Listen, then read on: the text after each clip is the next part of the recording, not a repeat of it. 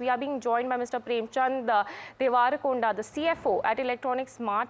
Thank you for joining us on the show today. And with me is my colleague Mahima Vajrajani, which tracks the space very closely. My first question to you, Premchand, is what do you think about the consumer durables sector as a whole? Do you think this is a fast-moving space going to pick up in the second half as well?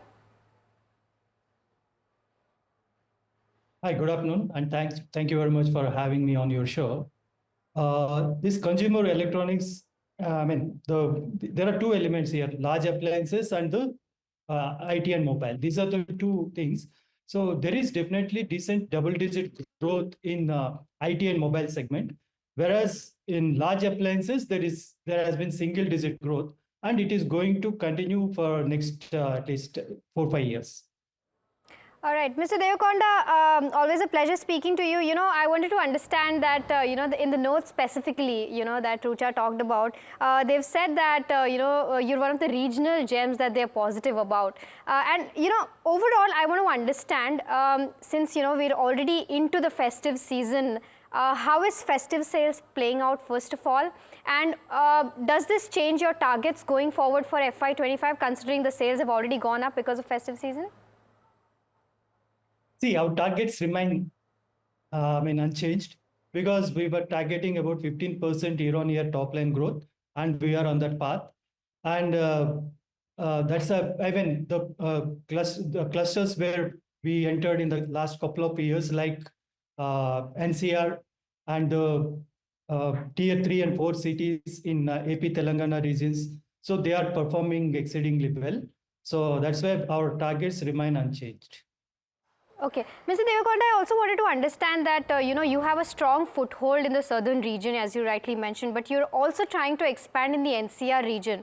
I want to understand what is the strategy with respect to that, what kind of capital will you be deploying there? And I believe that there's a lot of cash surplus at present that is coming in from the southern markets already. So will you be using internal accrual for the kind of capex plans that you have for NCR? Or will you be, borrowing some money? See, to add 25 stores year on year, so we have adequate internal accruals. So we need not reach out to any finances to fund our expansion plans.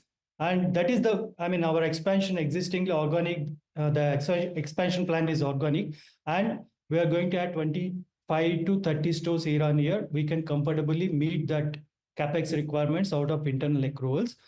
If there is any inorganic expansion, that is the time we might approach the finances. Okay, and this 25 to 30 stores will be divided between the NCR region and the Telangana region, or this is just for the NCR region? No, not NCR. Maybe 10 out of 25, 10 will be in NCR, 15 will be in South Cluster. And we are exploring other peripheral markets also around NCR. So we might add a couple of stores there also in the next 1 year. Okay, so then what is the strategy in place with respect to the NCR region as a whole? Because right now your focus is on the southern markets, but going forward, if you're expanding in NCR, what is the kind of, let's say 3 years down the line, the top line that you seek, NCR contributing to your overall revenues? See, currently our NCR contribution is around 5% to the top line, and we have to take it to 20%. That is our target in the next 3 years.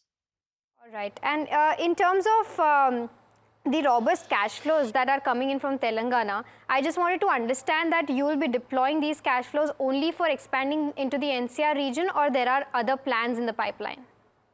There are other plans. Our teams are aggressively working on ground in exploring the markets around NCR, like Western UP, Haryana, Punjab, Uttarakhand, Orissa.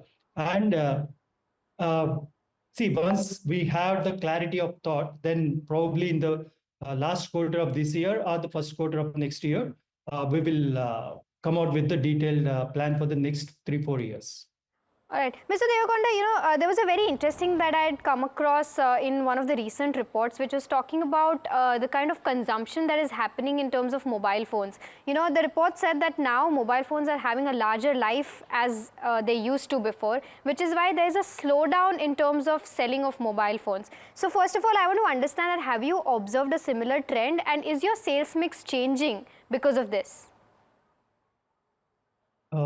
See, compared to last year, post 5G rollout, so there is definitely pent-up demand for mobile phones because most of the customers, they were upgrading their phones. So that's why if you compare between last year and this year, in the first 2 quarters, so last year we could see more than 25% growth coming in from mobile segment, whereas this year it has been around 13%. So we could clearly see that a little bit slowdown in mobile segment. Coming to that product mix, I think our product mix will remain unchanged even next year also, because in our mix, like mobile contributes almost 40%. That is going to remain more or less same next year. Right. And Mr. Devarakonda, in terms of the sales mix, can you give me a breakup as to you're doing fully store sales or are you going online? And what is the kind of breakup if you're already doing online? See, we are not selling online. Like we are we have certain identified models which are allowed to be sold on Amazon and Flipkart. So that's how we are selling, and that contribution is less than 0.5% of the top line. And we have one wholesale division where we are selling certain slow-moving inventories. That is where we are. I mean, both put together less than 1% to the top line. Right, but the wave right now is about e-commerce and quick commerce. So do you see yourself changing your strategy towards your sales mix, or will it remain the same going forward as well? These offline players cannot sell online. So that is the precondition set by the brands. So that's why, as of now, we don't have any plans to go aggressive on online. Sure. Thank you so much, Mr. Devarakonda. But because of crunch of time, we'll have to wrap this conversation. It's always lovely speaking with you. And thank you, Mahima, for joining us in this conversation.